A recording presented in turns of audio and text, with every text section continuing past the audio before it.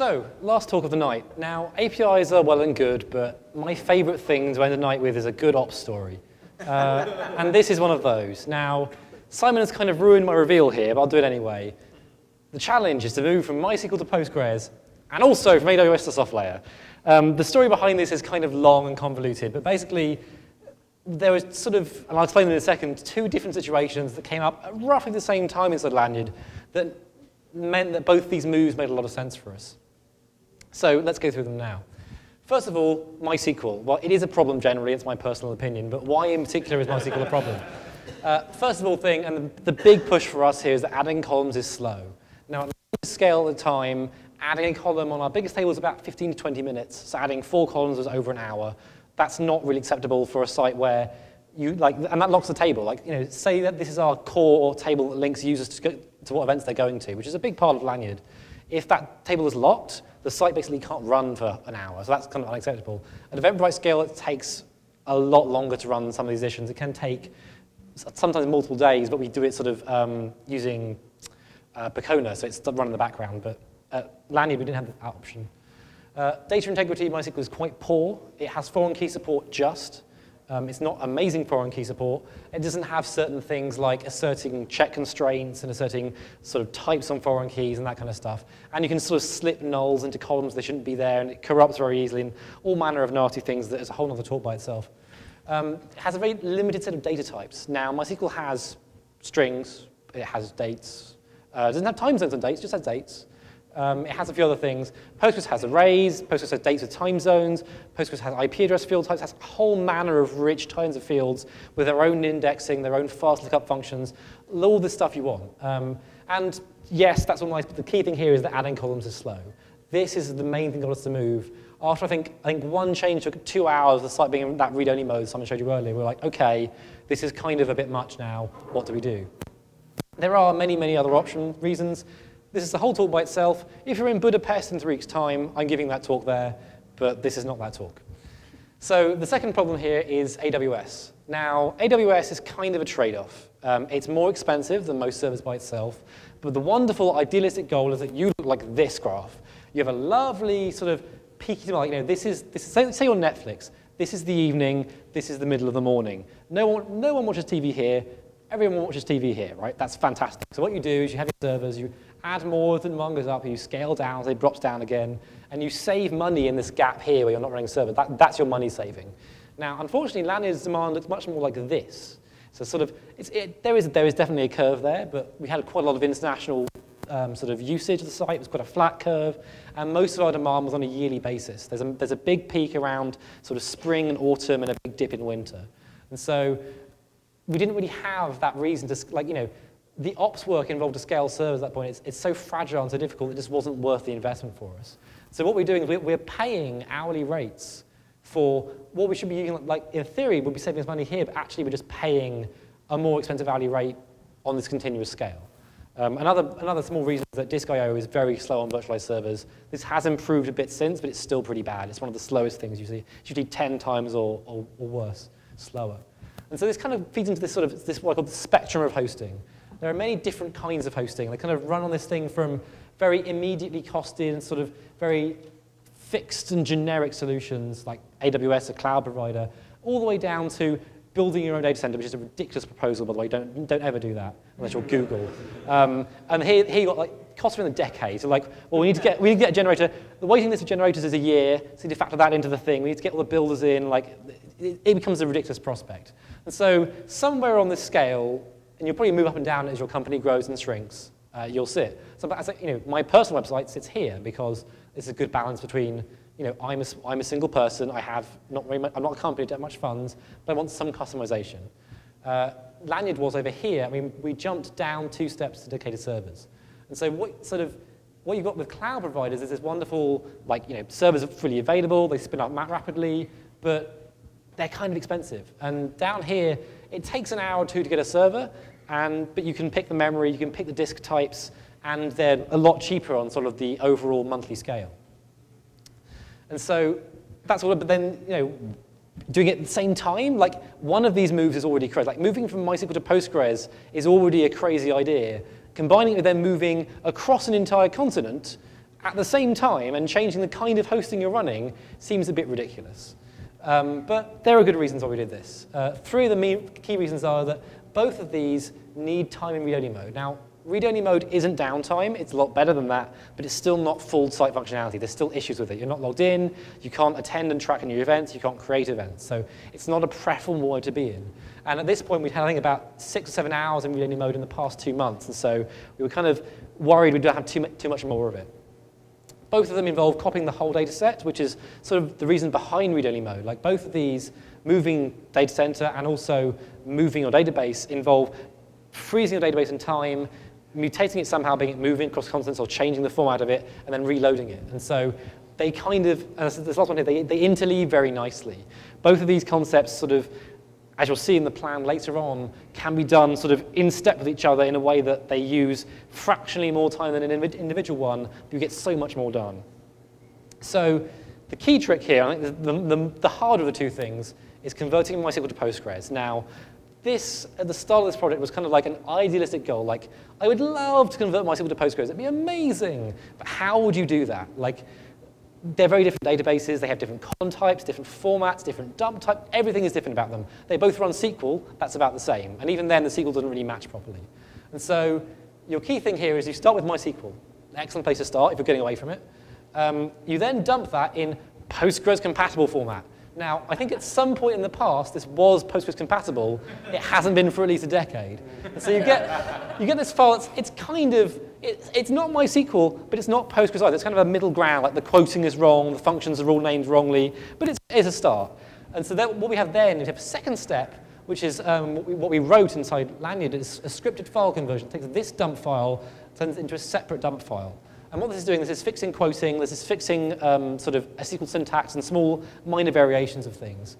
But it's generally a very quick mapping. Like, you know, this, I think, was a sort of tens of gigabytes file and being mapped into a similar size. That conversion took about 10 minutes. It started off being around, I think it was an 8-hour conversion, and sort of optimized it down. I'll talk about that a bit in a minute, but working out how we could save time on that conversion and getting it to be a much more efficient conversion. Then you take that SQL file, and because they're moving data centers too, you load it over the network into Postgres. So this is basically PG dump over SSH, which actually is more efficient than transferring it and loading it at the same time, because this is disk bound, this is network bound, they kind of cancel out. And so this is streaming from AWS into SoftLayer at this point, loading it in. But the key thing here is that this schema here is not our final schema. Now, one of the differences between MySQL and Postgres, with Django in particular, is the types of columns we just store things. So for example, in MySQL, a Boolean is stored as a tiny int1. In Postgres, it's stored as a Boolean type. That's a typecast. Those are expensive. And initially, this scripted file conversion here was doing those in memory. It would see, OK, I know this table is going to convert Booleans, whatever. So I'm going to examine every line of the SQL file, take that line in, parse the fields out, change the value to be true, false, and write it out again. That's why it took 8 hours to convert. A moment of happiness hit me when I realized that Postgres has type conversion built in, and it's a lot faster than my code because it's written by people who know what they're doing. And so what happens here is there's a second step here where we take this schema, which looks basically as a direct mapping of the MySQL schema, and then add in our better types with typecasts. And so this is about 15 minutes-ish. This is about, I'd say, 30 minutes-ish, and this is about 10 minutes. Like this is really, really quickly. Postgres is very good at doing typecasts, it turns out, and a lot of things are similar internally, I think.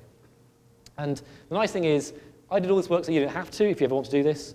The converter is available at GitHub in this URL. It is deliberately unmaintained because I cannot maintain a crazy idea like this for very long. There are some patches been pulled in, but it is at its basis a mad idea. And so those don't really take very well to being maintained. But it's there, it works. I know several friends have used it since, and it's worked perfectly fine for them. So it's something to consider. But overall, that's part of the move. But how did the move go as a practice? There's a timeline here. There's a lot of organization. Natalie, in particular, is very good at sort of setting timelines and organizing things and getting us all working properly, which is fantastic. But the key thing is the day before, there's some things to do. Don't forget. Don't just go, oh, today is fine. It's all tomorrow. All the work's tomorrow. You need to make sure your servers are ready. Key thing. Otherwise, you'll wake up and be like, panic. And also, make sure your DNS TTL is nice and low. Now, not everything honors DNS TTL, which is the sort of expiry time for DNS record, but a lot of things do. And 5 minutes, 300 seconds is sort of the lowest you can generally set it. So that's a good place to start. That's all good. Go to sleep, have a nice sleep, have some midnight snacks, whatever. Wake up, go. So the key thing is Lanyrd is in, well, was in the UK. And so we have the advantage that the morning in the UK is when all of you guys in America are asleep. It's great. And so 9 a.m. in the morning is the best time to move stuff because everyone here is asleep. Our load is basically at its lowest point. And so at that point, put the site into read-only mode, flip that feature flag, check it's there, all good. And then once that's started, we start a database dump conversion. That's part of that flow chart I showed you earlier, sort of the first leg of it there. That's all good. Then when the conversion's finished, we then start loading that converted data across the network into the new database. And no, we're not sitting around this time. We're also making sure the new servers have got the right crons, all of the files have been moved over properly, all that sort of background stuff. But that's quite easy compared to this big task here. Once that load is finished, we then make sure the stuff's working correctly. So this is the whole team browsing around, checking. We're sort of pinned to that new DNS place and making sure it's working correctly. And once we're sure it's working fine, and this is the point of no return, you switch to the DNS, and you point the load balancers on the old cluster to the new cluster. Thus, even if your DNS isn't updated, that still works. It's a bit slower, but you're still getting all the people with bad DNS providers, the new version of the site just proxied via Amazon. And then the point of no return is to exit read-only mode. Once you come out of read-only mode, your databases of your old and new site have diverged, and you cannot ever merge them again. You can roll back in a dire situation, which I think we never did, so I remember. You can roll back, but you cannot merge. And so you'll be very sure if you get that last point that, OK, we've moved, it's all fine, this is the future, and then turn it on. And yeah, so this is a tricky process. It's kind of sort of tightens the muscles, one might say. And so with that in mind, there's a lot of dry runs here. I ran the database conversion, I think, 8 times, and I think 5 of those at least had errors, particularly the quoting of strings. I think Postgres uses single quotes, and MySQL uses double quotes. You can flip them over, and then any double quotes, single quotes inside the strings, flip them over, and then it gets very complicated. And then Unicode came into the course of the factor, and all that had to be dealt with. But I think after the first 5 times, I had a good clean run. I did 3 more for good luck. And then we did 2 whole dry runs of the whole move, sort of making these servers, copying them over, testing the site, everything but that last segment you saw there. And it's this kind of thing that gives you confidence that you sit down that last day, you're going to launch and go, me and Tom, one of our other sort of engineer/ops people, we've sat down, we're sure of this, we're confident about this, we can do this. And it's very important to have confidence, especially when, the entire site's livelihood is on the line here. If you roll back or release wrongly, that's not only a PR disaster, but you could lose data in that process. It's very important to get it right. But what did we learn? First of all, it all went well. Hooray! This is a very rare ending to an ops. So I want to point this out. This is very important. Not everything went perfectly. It was a bit slower than I'd like, and there were a few hiccups. We forgot a few things. We caught them all before that last launch. There's a big sort of text document I tried to find but couldn't, unfortunately, to show here, of sort of all the checklist points we went through and all the different things we did. Key thing is server load drops. Now, our new soft layer servers were more powerful, had that nice quick disk access as well, and so our server load dropped, and our graphite graph went like this. Not as much as we would have liked, considering the servers were a bit more powerful, but it was a drop at least. And the rest of that load was some other part of our process, and we can look at that later today. The server costs were halved, which we knew this going in. One of the main reasons for this move away from it was I sat down, worked out AWS costs this much, software costs this much, this is half the cost. That was a very big part of getting Simon to come on board. It's we can do this now, we can save this much money per month. And that was a very important thing. And in a startup, that money, that kept the money count. You can do more work with it, you can have more servers. We had a lot more headroom on our server infrastructure for things like big events or South by, which always overwhelms Lanyrd every year. Another fun thing is that SSDs, which we moved all our databases onto, are not a panacea. They don't solve your problems. They are very helpful. They certainly improved our response time, but not amazingly. The kind of disk access that a database does often won't be compatible with these. And also, Postgres is by default, because it's actually intelligent, tuned for a hard drive with slow seek time. But you can dive into the Postgres configuration file and say, hello, Postgres, your drive has 0 seek time, go. And it'll optimize its query plans for that new hard drive instead. And so it's much better at planning out and saying, OK, actually hitting this index isn't as costly as hitting this thing in memory and rearrange itself. And when we did that, we saw a nice big, another extra drop in our Postgres time, so that was quite nice. And also, and kind of the most important point here, move before it's too late. If you want to make this move, you can't do it at Eventbrite scale, at least not in any kind of reasonable sense. Lanyrd was around the 70, 80 gigabyte range at this point. We moved that in about an hour.